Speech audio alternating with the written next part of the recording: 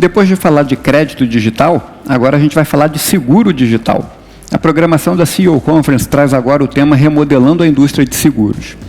Já está comigo aqui no estúdio o cofundador e CEO da Pier Seguros, o Igor Mascarenhas. A Pier é a primeira seguradora digital do Brasil. Também participa conosco, de forma remota, o fundador e CEO da Pitse, o Daniel Hatkoff. A Pitse é uma seguradora digital de aparelhos celulares. E eu vou ter o prazer de mediar esse painel. Sejam muito bem-vindos. Igor, tudo bem? Obrigado por você estar aqui com a gente. Conta um pouco da sua história e como é que você fundou. Muito obrigado pelo convite, Fred. Muito obrigado, Daniel, aí também, encontrando você. Então, minha história está muito vinculada ao mundo de tecnologia, né? Então, eu fui gestor do Startup Brasil, que foi um programa público, a gente investiu em quase 200 empresas. Depois, eu virei gestor do Startup Farm, ali a gente investiu em quase 300 empresas, a gente acelerou.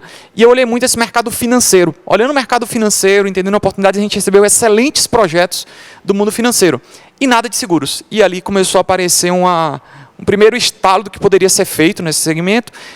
Começa a conversar com o meu co-founder, que é o Lucas Prado, até a gente desenhar todo o modelo de uma seguradora que, de fato, pensa no usuário em primeiro lugar e entrega uma experiência nativamente digital. E, desde então, a gente tem trabalhado bastante nesse segmento. Maravilha. Daniel, e você? Conta pra gente um pouco da sua história e como é que você fundou a Pitse. Claro, é um grande prazer estar aqui, pelo menos virtualmente. Primeiro, eu vim dos Estados Unidos, obviamente eu sou não brasileiro, mas eu estava trabalhando na época no Warburg Pincus, eu era um investidor no setor financeiro. E eu percebi no Brasil uma grande oportunidade que estava acontecendo, onde os smartphones conseguiriam transformar a vida de muitas pessoas. Porém, no Brasil, o smartphone continua sendo muito caro, tem muito imprevisto que pode acontecer com o celular, e tinha muita possibilidade de aplicar tecnologia e inovação para tentar deixar essa experiência muito mais fácil para uma pessoa comprar, usar e proteger um celular. Então, eu vim para o Brasil, aprendi a programar, aprendi português, montei um time e desde então tem sido uma montanha-russa de criação. Tem sido uma aventura muito boa. Vamos explorar isso daqui a pouco. Igor, um dos temas mais quentes do mercado financeiro é a questão do Open Banking. E na parte de seguros está vindo o Open Insurance, que promete revolucionar também a indústria de seguros. Como é que a Pier está se preparando para isso? Como é que você vê as seguradoras em geral se preparando para esse novo mundo? Excelente pergunta. Particularmente, o mundo de seguros ele tem que ser muito baseado em dados. Só que hoje esse dado ele nunca é do usuário. O usuário não é o dono desse dado. Open Insurance vai permitir que os dados do usuário sejam compartilhados. Então, você vai ter uma mudança severa na indústria, acredito eu, em portabilidade. Então, você vai conseguir fazer portabilidade dos seus planos com mais facilidade. E as seguradoras que estiverem melhor estruturadas para receber esses dados desestruturados, tomar decisões e precificar melhor o cliente, entregar as melhores coberturas, vai conseguir entender essa tendência de Open Insurance e dar um próximo passo. Isso pode parecer simples, mas você tem uma mudança grande em toda a estrutura de como você precifica seu usuário, como é que você armazena informação, como é que você tem dado confiável.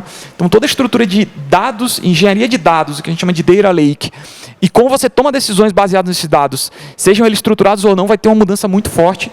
E aí quem sai ganhando é sempre o cliente, né? Para o cliente você vai ter cada vez produtos que são mais customizados, de melhor qualidade e com maior liberdade para escolher a marca que você quer se relacionar no seu futuro. Então, eu acredito que o Open Insurance vai trazer muita qualidade para o segmento.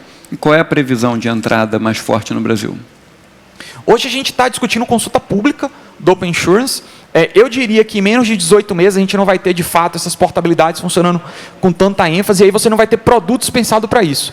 Eu diria que no prazo de 2 a 3 anos você vai começar a ter produtos desenhados para esse tipo de portabilidade e insumos em larga escala, né? Você vai receber um volume grande de dados e tomar decisões baseadas nesse dados em batch. Eu acho que em 2, 3 anos a gente vai começar a ver produtos desenhados para essa realidade.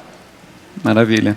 Daniel, a gente tem visto alguns, os grandes players de mercado se preparando, lançando produtos inovadores e digitais. A Pitse já nasceu digital, né? Como é que você tem se preparado e que novos produtos você está preparando para lançar? Uma última pergunta. No final das contas, o que motivou a gente a fundar a Pitse, no final das contas, era, de fato, um foco no dor do cliente, um desejo muito de ter opções para o cliente muito maiores do que existia na época. Então, Estou muito feliz, de fato, em ter outros que estão também querendo inovar nesse espírito. Eu diria, afinal das contas, digitalização, um foco em ser mais digital, não é o que vai fazer esse mercado realmente deslanchar.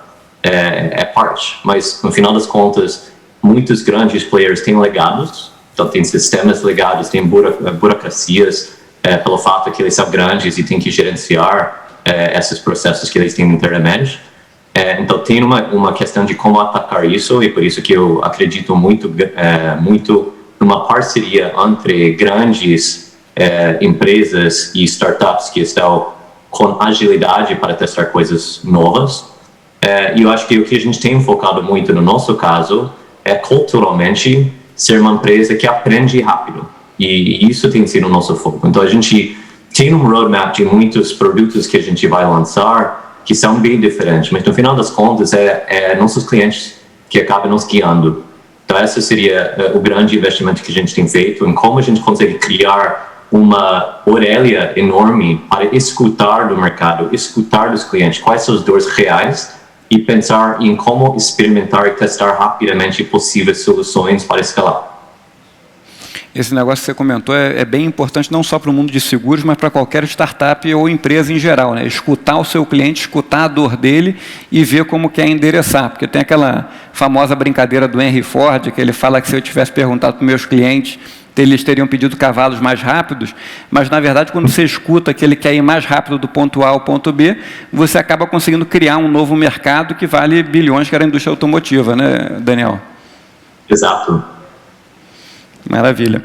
Igor, tem um estudo da Distrito que ele fez um mapeamento das insurtechs do Brasil e ele avaliou que metade das insurtechs são focadas em infraestrutura e back-end. Você continua vendo isso como uma tendência ou você acredita que vai mudar um pouco esse mindset para os próximos meses e anos? Excelente ponto, né? Quando você olha esse mercado, ele tem muita oportunidade. Até como o Daniel já citou, né? Tem muito sistema legado dentro das seguradoras, então é possível que as startups gerem soluções que possam melhorar parcialmente etapas desses processos das seguradoras, melhorar a eficiência interna, automatizar processos. Então, sim, existe um mercado estabelecido e claro. Por outro lado, você tem um setor que ele é muito regulamentado, então é difícil você lançar novos modelos de negócio. Potencialmente isso dificulta o surgimento de empresas que vão ali estar próximo da subscrição de risco de fato. Até citando, a SUSEP lançou um edital do Sandbox, que é exatamente uma oportunidade de empresas testarem novos modelos de negócio no ambiente controlado, e aí, caso elas cresçam, elas validem aquilo, elas podem partir para o modelo de seguradora full. A Pier já está, né? A Pier é uma dessas empresas que atua no Sandbox, então a gente subscreve o próprio risco. Isso é uma mudança bem forte no processo, porque em termos práticos a gente pode precificar, aceitar e pagar os sinistros dos nossos usuários. Só para você ter uma ideia, hoje a gente paga sinistros, a gente aprova sinistros em menos de um segundo e faz a transferência na hora para o usuário. Isso é uma disrupção completa na indústria, né? A gente tem pesquisas internas que falam que 82% dos usuários de seguros, eles têm medo de não receber ou ter muita burocracia na hora de receber um seguro. Então, quando uma empresa como a Pier consegue criar um modelo que entende o usuário, usa muito dado para tomar decisão e aprova um sinistro em menos de um segundo e deposita o dinheiro na conta do usuário na hora, você já tem essa mudança. Então, eu acho que, voltando para a pergunta, né, tem muita oportunidade na indústria instalada, então acho que vai ter muita empresa que vai conseguir resolver dores das grandes seguradoras. Também tem uma oportunidade ali dentro da subscrição de risco, mas, obviamente, a SUSEP tem que fazer um trabalho para trazer mais segurança para o usuário final. Então, esse é um modelo de negócio que ele requer um pouco mais de cuidado. O Sandbox é um passo importante para a gente ter esses primeiros testes ali de modelos de negócio. Então, eu acredito que esse tipo de flexibilidade regulatória permite que novas empresas testem esses modelos. Mas eu ainda acredito que o mercado B2B de suporte a grandes seguradoras vai continuar crescendo muito. Muita oportunidade. Legal. Daniel, você que está baseado aí no Vale, tem acompanhado que o mercado de insurtech está cada vez mais quente, principalmente aí nos Estados Unidos, né, com casos como a Lemonade, por exemplo, e vários outros. Como é que você compara o mercado brasileiro com o mercado fora do Brasil? Quais são as grandes diferenças? Acho que, em primeiro lugar, seguro é culturalmente muito mais conhecida nos Estados Unidos do que no Brasil. a primeira experiência que uma pessoa costuma ter com seguro, que já é um produto muito intangível, muito confuso para muita gente, nos Estados Unidos, é quando você compra ou quando você recebe o seu primeiro carro, que costuma acontecer com 16 anos nos Estados Unidos, porque é exigido por lei que você vai ter um seguro. Então, essa primeira experiência que você tem nos Estados Unidos é muito prazeroso, é muito positivo, e você cria um vínculo com o conceito de seguro que acaba levando você por muitos anos como um potencial comprador. No Brasil, isso ainda não foi construído. Futuramente, o mundo de seguros ainda nasceu burocrático, então muitas pessoas têm um pé atrás com a ideia de seguro, a ideia de proteger contra eventualidades futuras. Então, primeiro, tem essa barreira cultural. Eu acho que, segundo, tem, de fato, uma falta de pessoas empreendedoras ou outras pessoas que estão querendo disruptar esse mercado, que tem a base técnica e quer atacar isso. Porque é um mundo um pouco mais de nerd, é matemática, é diferente, exige um entendimento profundo de assunto. E nos Estados Unidos você tem muitas pessoas que estão tentando atacar isso, porque o mercado é tão grande e o potencial é tão grande que se tem cada nicho com vários empreendedores atacando. No Brasil, a oportunidade é tão grande quanto, porém tem muitas poucas pessoas que estão explorando, tanto em termos de empreendedores quanto em termos de capital que está indo atrás, porque muitas pessoas não têm essa expertise como investidor até, de entender esses números. Eu acho que essas são as duas frentes, mas a oportunidade, eu diria, potencialmente é maior ainda no Brasil, pelo fato que a gente tem riscos que são muito maiores. O risco, por exemplo, que tanto o Igor quanto eu estão atacando, de como ajudar uma pessoa para evitar um potencial roubo do celular, é muito maior no Brasil do que fora do Brasil. Isso só está começando. Todos os outros riscos também, tem muitos. Então, tem muita oportunidade, mas falta mais capital, é por isso que é bom estar com vocês aqui. Também falta pessoas que estão querendo fazer acontecer. Eu espero que essa próxima geração vai acelerar isso. Maravilha. Essa pergunta eu queria até fazer para os dois. Competir ou fazer parceria com os incumbentes? O que funciona melhor para vocês? Começando pelo Igor aqui. Até vou resgatar um pouco do que o Daniel falou sobre a cultura de seguros no Brasil, né? Talvez o seguro mais conhecido no Brasil é o seguro de automóvel. Você está falando aí que 70% da frota não tem seguro. Quando você vai para a residência, 10% da frota, quer dizer, 90% da frota não tem seguro. Seguro de vida, então, estima aí que menos de 5% das pessoas têm seguro. Então, tem muito espaço para educar o mercado, para crescer. Só para trazer alguns números, 75% dos nossos clientes na PIR não tinham seguro antes da PIR. 50% dos nossos clientes tiveram a primeira experiência de seguros dele na vida com a PIR. Como é que são esses números nos Estados Unidos? Algumas comparações? Ou mercados desenvolvidos? Você tem essa base? Eu não tenho, mas assim, uma coisa que a gente avalia é que quando você pega no PIB brasileiro, menos de 4% do PIB é seguros. Quando você vai para os Estados Unidos, quase 11% do PIB é seguro. Então, você está falando de um PIB aí que é expressivamente maior e que o mercado de seguros é mais penetrado. Então, tem muito espaço. Aí até, como o Daniel comentou, né, nos Estados Unidos você tem um seguro obrigatório em vários ramos. No Brasil, a gente tem um DPVAT, que é mais visto como um imposto do que como um seguro. Apesar de todo mundo pagar, né, ninguém considera que, de fato, ele tem um seguro. Então, tem muita mudança cultural. Por que eu falo isso? A gente fala de competir, mas tem um mercado gigantesco que pode ser ampliado e bem servido por meio de novas empresas. Então, assim, na história da PIR, a gente já teve boas parcerias. Então, a gente foi muito parceiro do BTG. O BTG parceiraço, ajudou a gente pra caramba. Especificamente a Tio Seguros, né, foi uma grande parceira nossa. Mas a gente também tenta levar um produto para uma pessoa que não está sendo bem atendido. Então, tem muita gente que gostaria de ter seguro e não tem. E aí eu acho que, se a gente entrar no âmbito da competição, a gente vira rouba-monte, né? Enquanto a gente pode ampliar esse mercado, levando soluções para aquelas pessoas que querem e não são, de alguma maneira, atendidas no mercado atual, né? Então, eu diria que façam parcerias, isso é importante. Mas, ao invés de competir, se for para competir, tente gerar soluções para quem está hoje mal atendido ou não atendido, já que esse mercado é gigantesco. E é um pouco do que a PIR tem feito com qualidade, né? E você, Daniel? Eu acho que, no nosso caso, a gente é pragmático. A gente não quer ser dono de tudo, a gente não quer tentar fazer tudo, porque, como o Igor bem colocou, a oportunidade é tão grande, a gente tem que fazer tanta coisa, que a gente queria contar com pessoas que conseguem nos ajudar. Então, nesse sentido, tem uma grande competição para construir esse mercado, mas eu acho que é muito mais uma construção em conjunto com outros. Então, a gente tem apostado muito em parceria com seguradoras e com canais de distribuição. Com seguradoras, porque tem algumas coisas que eles fazem de uma forma muito melhor que a gente. Eles já têm muita escala. A gente tem escala, mas a gente não tem escala multinacional. Eles têm um custo de capital que é muito menor que um startup. Enquanto isso permanecer, ter um custo de capital de parceria de uma seguradora em vez de montar uma seguradora faz muito mais sentido.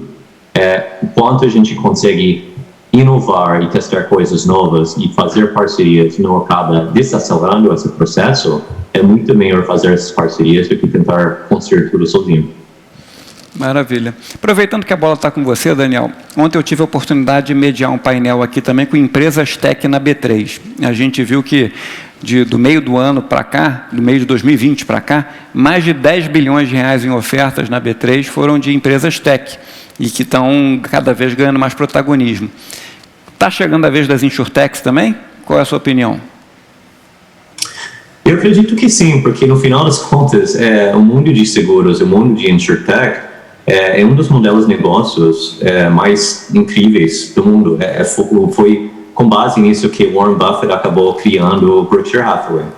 Porque o mundo de seguros, você acaba gerando fluxo de caixa, que é muito diferente do que um modelo tradicional de muitas startups, onde você tem que investir muito para adquirir um cliente e você tem que comprar estoque para poder vender alguma coisa. No mundo de seguros é o inverso.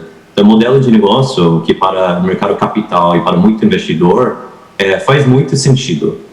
Em contrapartida, exige uma educação e um entendimento matemática de como funciona o modelo de negócio para garantir que você entende isso. Porque no mundo de seguros, é muito fácil você crescer sem unit economics bons e daí implodir. Então, é muito importante para um investidor público olhar os unit economics de uma empresa e entender se de fato cada cliente está agregando valor ou não, para conseguir entender como isso vai evoluir. E tem um elemento que é complicado de como entender também a receita da empresa, que acaba tendo uma receita muito defasado do que realmente o volume de vendas que normalmente uma seguradora tem, pelo fato que você tem que fazer a venda e daí apropriar a receita no futuro. Então, muitas dessas empresas acabam sendo muito maiores do que os resultados contábeis acabam aparecendo.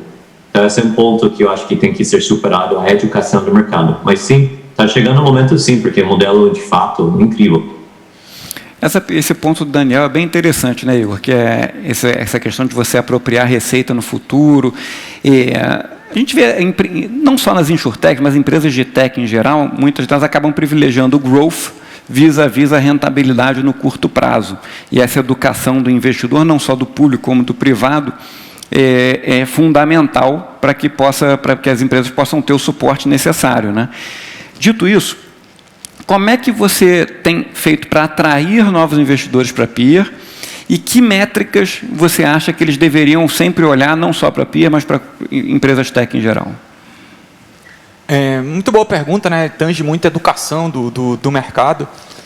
Uma coisa que eu sempre digo não venda dólar a R$3, né? Então vai ter um bocado de gente que vai comprar e você só vai perder dinheiro. Então o primeiro espaço ali é só margem, né? Então esse produto ele tem margem, porque o crescimento ele pode distorcer uma série de coisas, mas a margem ela é dada, né? Então no caso da Peer a gente se preocupa muito com a margem, a gente se preocupa muito com a métrica que a gente chama de a gente mensura a margem ao longo da vida do usuário, que a gente chama de LTV, e a gente avalia o custo de adquirir aquele cliente, né? Então quanto que tem sido eficiente a nossa aquisição. Então, essa mensuração de CAC e LTV, ela é muito boa para medir a saúde do seu negócio.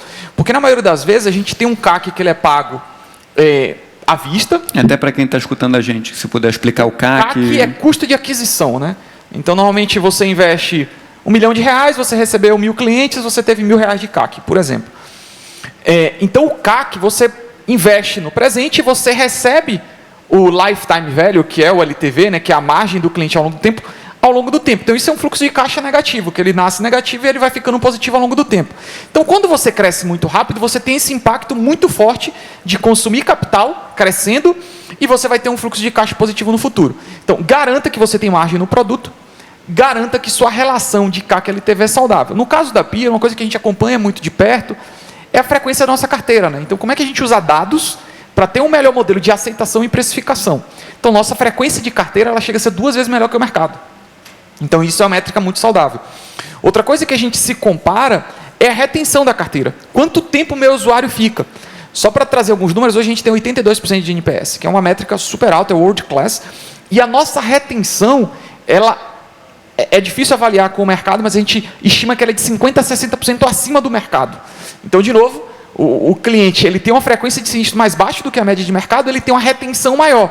Então, meu lifetime é maior. E aí, quando eu avalio o percentual do prêmio do meu cliente que eu pago em distribuição, eu ainda sou mais eficiente do que uma seguradora, que paga ali em média 20% a 25% em distribuição. Então, essas 3 métricas a gente acompanha de muito perto. A gente cresce muito rápido, e isso faz com que a gente tenha um fluxo de caixa negativo no presente. Mas a frequência da minha carteira é melhor do que a do mercado, a minha retenção é maior do que a do mercado, e minha despesa de distribuição percentualmente do prêmio também é melhor que o mercado. O que sinaliza que quando o meu ritmo de crescimento começar a ser numa ordem mais próxima com o mercado, a gente vai ter um unit economics muito bom e muita rentabilidade no bottom line, né? Então, e até aproveitando, naturalmente você não vai conseguir evitar, mas evitar 100%, que eu quero dizer, né? Mas como evitar as fraudes, dado esse crescimento acelerado e essa nova entrada de clientes? Eu gosto muito de trazer alguns dados que vão sinalizar. Então, todos os dias a gente avalia 100% da nossa base e a gente toma a decisão de aceitar aquele cliente diariamente. Diferente de uma seguradora que vende uma pólice e permanece 1 ano com aquele cliente, a gente faz isso diariamente. Então, isso faz com que a gente tenha um volume muito superior de informações. A gente estima que a gente usa cerca de 300 vezes mais informação que um incumbente para tomar decisão de aceitação. E essa decisão de aceitação ela é muito importante no antifraude.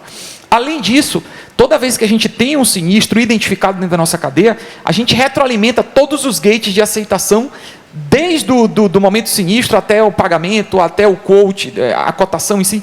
Então, retroalimentar e usar modelos que aprendam ao longo do tempo com esse antifraude é super importante. Então, eu diria que a base de tudo vai ser dado. Hoje se fala muito de data science, mas na PI a gente fala muito de data engineering, né, que é criar uma infraestrutura de dados que seja robusta, seja confiável, para que você tome boas decisões com dados. Então, eu diria que a resposta vai ser dados, conhecimento de outras empresas techs e conhecimento da indústria. Então, nos nossos times, sempre a gente tem um especialista da indústria que tenha 20 anos de experiência. Então, você traz a experiência da indústria, então você aprende com a indústria, você traz o conhecimento de outras empresas de tech, você cria um data lake muito robusto para tomar decisão baseado em dados, e aí você consegue, de fato, mudar a cara do antifraude no Brasil. Legal. Daniel, o Igor comentou com a gente aqui de time. Recentemente você trouxe bastante gente sênior para a Pitts, inclusive o João Miranda lá, que era ex-CFO do Mercado Livre. Então, sempre que o investidor vai olhar, uma das primeiras coisas que ele olha é o time que compõe aquela empresa, né? Como você contrata as pessoas? O que você busca quando você vai contratar, chamar alguém para trabalhar na Pitts com você? E o que você olha mais? A capacidade técnica ou o fit cultural daquela pessoa com a sua empresa? Bom, eu acho que a barra de fit cultural você nunca pode deixar de trás. Você sempre usa isso independente, mas não é suficiente. É necessário. No nosso caso, o que a gente busca em cada cargo, eu acho que depende muito da necessidade daquele cargo. E acaba oscilando entre experiência específica ou uma capacidade generalista. E depende um pouco do skill que a gente está buscando. Mas no final das contas, culturalmente, o que a gente busca, primeiro, inteligência, porque no final das contas a gente trabalha no mercado que exige muita inteligência, tem complexidade para tomar decisões que são muito assertivas perante muita incerteza. 2, uma resiliência, porque o mundo de empreendedor, você tem que sempre atacar desafios novos e superar esses desafios, e você nunca passou por esses desafios antes. E o terceiro, a capacidade de fazer acontecer. A gente não tem pessoas no time que são apenas gestoras, inclusive João Miranda, que você colocou, ele era ex-CFO do Mercado Livre, mas também ele é empreendedor, ele montou negócios, um cara que está fazendo acontecer coisas em vez de só sendo um gestor de pessoas. Então tem muita coisa dentro da empresa que eu assumo pessoalmente, eu acabo tocando, tem outras coisas que cada pessoa dentro do time toca, ninguém está apenas gerenciando. A gente busca pessoas que têm essa DNA de empreendedor, de fazer coisas complexas e grandes acontecer, e no final das contas o que todo mundo na empresa compartilha é que estamos criando uma coisa grande para cacete. Essa busca de criar uma coisa muito grande é uma coisa que a gente busca em toda pessoa que a gente contrata. Excelente.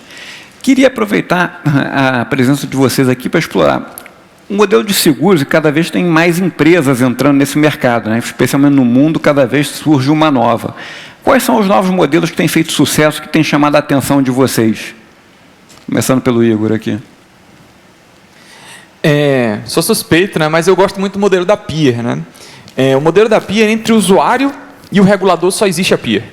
Então, normalmente você tem 3 grandes figuras quando você olha essa cadeia. Você tem um distribuidor, que ele pode ser um corretor, ele pode ser um comerciante, um varejista, que ele educa o cliente, ele explica como funciona o produto, ele de fato vende, né?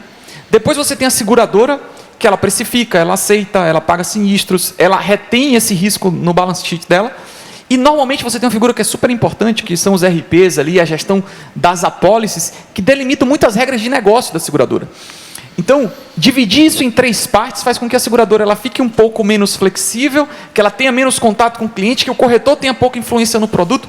Então, o que a gente faz na peer entre o consumidor e o regulador, que é a SUSEP, só existe peer. Isso permite que a gente seja muito flexível, como o Daniel falou, que a gente escute muito o nosso usuário, que a gente entregue para ele uma solução que é exatamente o que ele precisa. Esse modelo, ele tem poucas empresas no mundo que adotam esse modelo. Você pode falar, nos Estados Unidos você vai ter a Lemonade, vai ter a Root, que está fazendo um bom trabalho nesse aspecto. Então eu gosto muito desse modelo full stack, que é um pouco desse que eu acabei de explicar.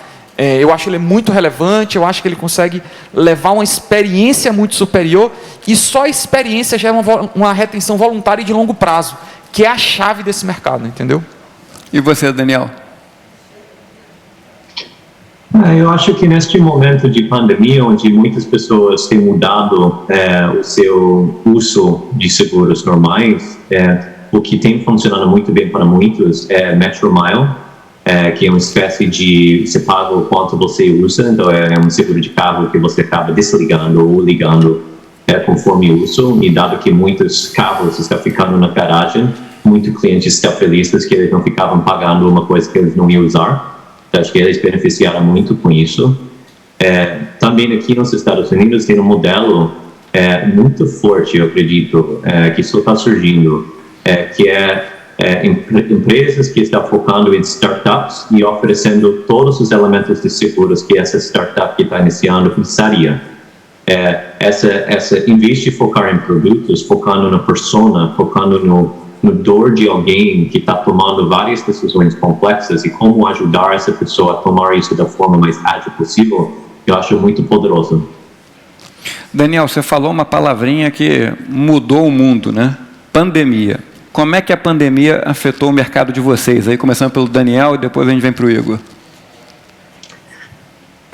Acaba impactando de uma forma muito inesperada. A gente saiu bombando. A gente foi muito sortudo nesse sentido, porque a gente nasceu digital e também a gente tinha investido muito digitalmente. Então, durante a pandemia, a gente teve algumas parcerias grandes que a gente lançou, que hoje a gente trabalha com o Mercado Livre, com a Amazon, com várias que beneficiaram muito pela pandemia. Então, teve um aumento de crescimento muito grande. E também a pandemia nos permitiu focar em algumas grandes iniciativas que, com as distrações normais do dia a dia, a gente ia ter levado muito mais tempo para fazer. Então, a gente tem alguns novos produtos que estão sendo lançados. Mas eu diria, saindo da pandemia, a gente está crescendo 150% ao ano. Então, estamos mais que dobrando este ano, estamos acelerando. Os unit economics são mais fortes que nunca, a gente está gerando caixa. Então, a gente foi muito sortudo. Eu sou muito grato que para a gente não foi muito mais turbulento. E também a gente viu, no final das contas, que o valor do produto em si para nossos clientes finais só aumentou. Que no final das contas, muitas pessoas acabaram usando o celular muito mais durante a pandemia do que até usavam antes.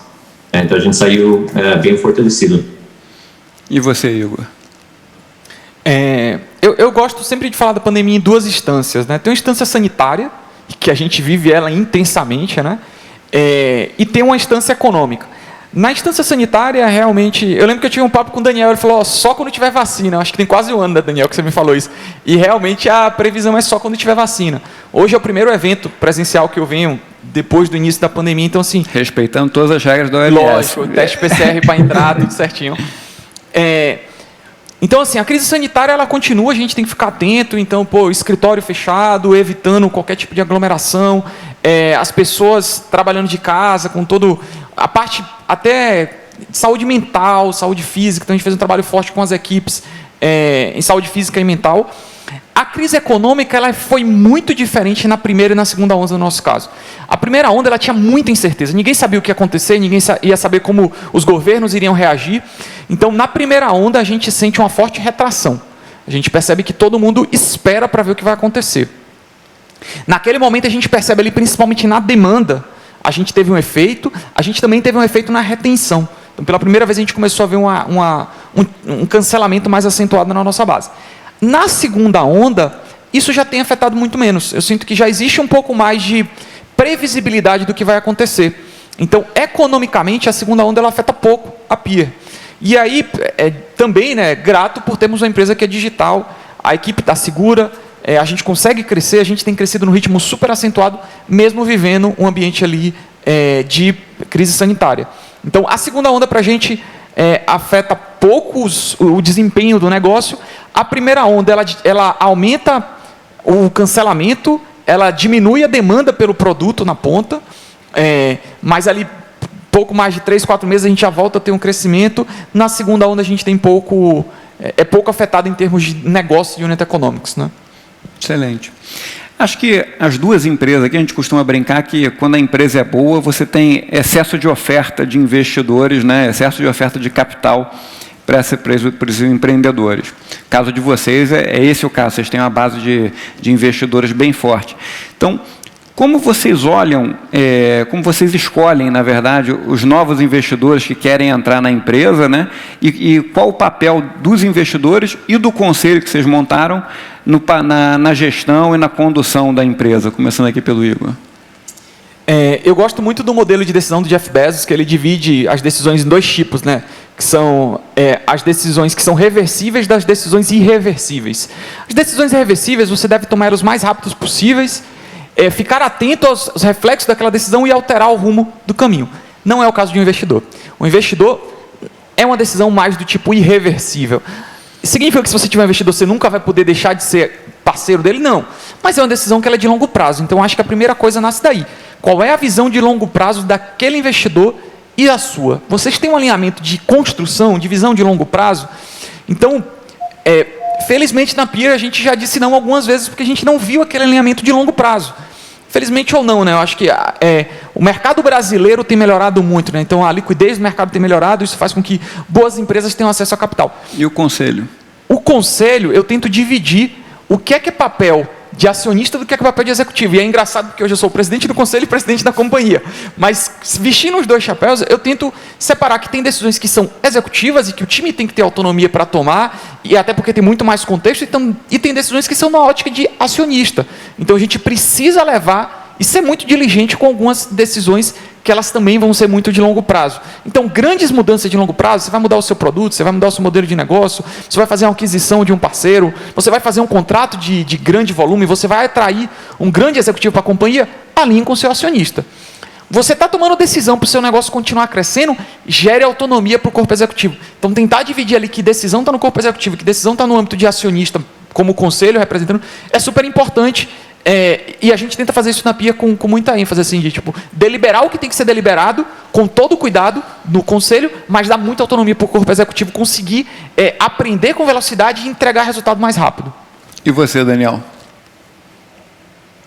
Na nossa experiência, como o nosso modelo cresce com parcerias e gera caixa quanto mais a gente cresce, a gente não tem buscado tanto capital para crescer. A gente buscou sempre capital para trazer pessoas com quem a gente queria construir uma coisa grande. Então, a gente tem focado muito mais no quem do que o quanto. No nosso caso, a gente buscou investidores, principalmente que têm o mesmo espírito do nosso time. Eles já fizeram coisas antes e conseguem agregar. Então, os investidores que a gente trouxe, tem Thrive Capital, por exemplo, que é o time que fundou Oscar, que é um grande caso de sucesso do mundo de seguro nos Estados Unidos, que abriu capital recentemente, e também eles investiram no Stripe, no Slack, no GitHub, etc. Tem Kazek, que são os fundadores do Mercado Livre, que já montaram um grande negócio no Brasil e na América Latina. Tem QED, que são os fundadores da Capital One, e entende profundamente o mundo de fintech. A gente tem buscado muito as pessoas que já fizeram várias coisas, que conseguem complementar os nossos skills, olhando várias milhas na frente, para tentar entender onde a gente está indo e como evitar alguns erros potenciais. Então, acho que tem um grande grupo que a gente busca de investidor, que são pessoas ou times que conseguem agregar, que são inteligentes, que a gente quer conviver com eles de alguma forma. Tem um outro grupo que, de fato, estamos começando a chegar um pouco mais perto, que são investidores que estão querendo criar liquidez para alguns desses investidores que entraram bem no início da nossa jornada. Que é uma coisa relativamente nova, que agora a gente ficou muito grande, a gente ainda tem muito mais para frente, então tem necessidade de liquidez para eles, mas também fundos estão no negócio de gerar liquidez para os LPs deles também. Então, eventualmente, a gente vai ter que pensar como a gente vai criar essa liquidez para esses investidores anteriores. Então, a gente busca esses dois grupos para ajudar a gente no nosso futuro. E é até interessante, Daniel, que você comentou a questão de crescer, né? Vocês recentemente fizeram uma aquisição de uma concorrente. Quando crescer organicamente, quando fazer um M&A para acelerar esse processo? É uma boa pergunta, é uma coisa que estamos começando a experimentar agora. Para a gente, o norte de quando a gente acaba adquirindo algo, primeiro o time tem que estar super culturalmente alinhado para a gente. Então, no caso da Comas, que foi a compra que a gente fez, o time é incrível e traz músculos muito novos e importantes para a gente. Então, ajuda a gente com o nosso roadmap estratégico. A gente está olhando vários outros, e isso até pode influenciar como a gente pensa em trazer investidores, porque alguns desses pode fazer mais sentido a gente usar capital em dinheiro em vez de equity da empresa para fazer essa aceleração. Mas, no final das contas, como a gente tinha discutido no início dessa conversa, a oportunidade na nossa frente é tão grande, que não faz muito sentido a gente ser muito lento tentando construir tudo sozinho. Então, a gente acaba acelerando coisas ou através de parcerias, ou através de trazendo pessoas que já têm experiência, que conseguem ajudar a gente a pular etapas, ou pode ser através de comprando empresas que já atingiram uma coisa grande e que a gente quer incluir dentro do nosso roadmap e fazer bombar juntos. Então, a gente está ativamente olhando isso, a gente tem algumas situações bem interessantes que estamos explorando, mas tudo tem que ser com base na estratégia, no final das contas, de entrega de valor para o cliente final, o que é o produto que a gente está querendo construir, e no nosso caso, a gente tem a frente grande, que o smartphone é um poder transformacional para o brasileiro, que a gente quer acelerar essa transformação, e tem que ter esse alinhamento cultural. São essas duas coisas que a gente olha. Maravilha. Igor, vocês lançaram seguro de celular, depois seguro de carro. Quais são os próximos passos da Pira? O que a gente pode esperar vindo por aí? Eu acho que, no final das contas, o nosso objetivo é ajudar as pessoas quando elas mais precisam, né?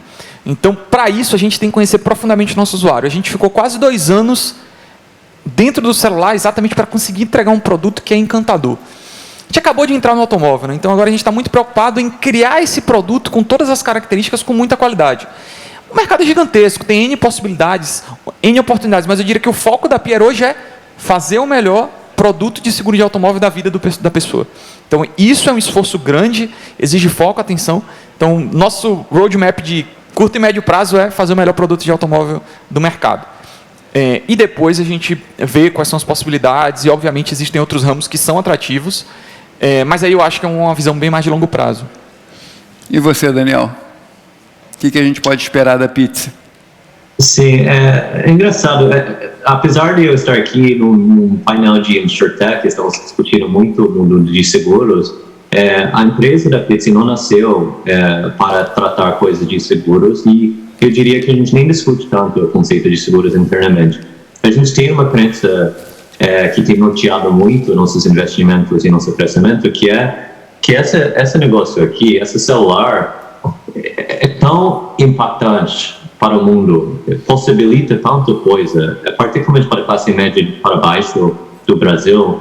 Então, nosso norte é muito como a gente consegue empoderar pessoas para ter os celulares mais poderosos, que eles poderiam possibilitar muita coisa de comunicação com a família, de trabalho, de conectividade. Então, nosso norte é muito como possibilitar os celulares de pessoas para ter os melhores celulares sempre, para evitar imprevistos, para poder bancar celulares que são mais poderosos. Então, nosso norte tem sido muito mais isso. Maravilha. Estamos chegando ao final do nosso painel. Então, acho que eu primeiro queria agradecer a vocês dois por estarem aqui conosco, terem vindo à CEO Conference Brasil 2021, e queria que vocês aproveitassem a audiência que está escutando a gente e falar por que alguém deveria contratar o seguro da Pier e por que alguém deveria contratar o seguro da Pizzi. Para terminar, por favor, Igor, começa. Queria agradecer o convite, acho que é um prazer. Queria já falar aqui, quem está ouvindo, que a gente tem muita vaga aberta, eu acho que pessoas é um super desafio, então, pessoal, quem tiver qualquer interesse, a gente tem bastante oportunidade. E como é que chega?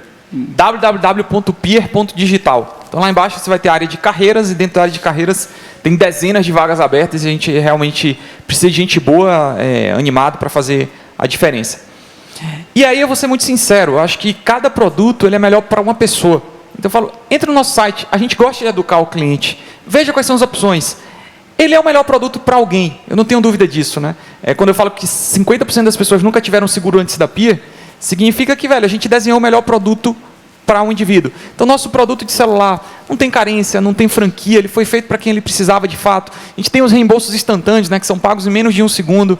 É um produto mensal, com coberturas diversas. Então, quem tem aquela necessidade, vale a pena olhar no site. Automóvel, a gente tem um produto com experiência muito superior, desenhado ali para quem quer ter um produto simplificado. Então, ele é o produto mais barato do mercado, cobertura contra roubo, furto, perda total, com assistência diversas que você precisar. Então, a ideia é, visitem o site, vejam como funciona o produto, se relacione com a seguradora que de fato quer descomplicar e entregar uma solução justa e honesta para você.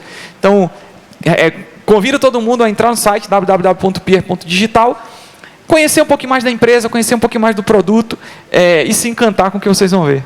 Maravilha. E você, Daniel? Bom, o celular é a coisa que a gente mais usa no nosso dia a dia. É uma coisa que a gente acorda, a gente acaba usando ele antes de tomar café da manhã, é a coisa que a gente olha antes de dormir. É uma das coisas mais fundamentais no nosso dia a dia.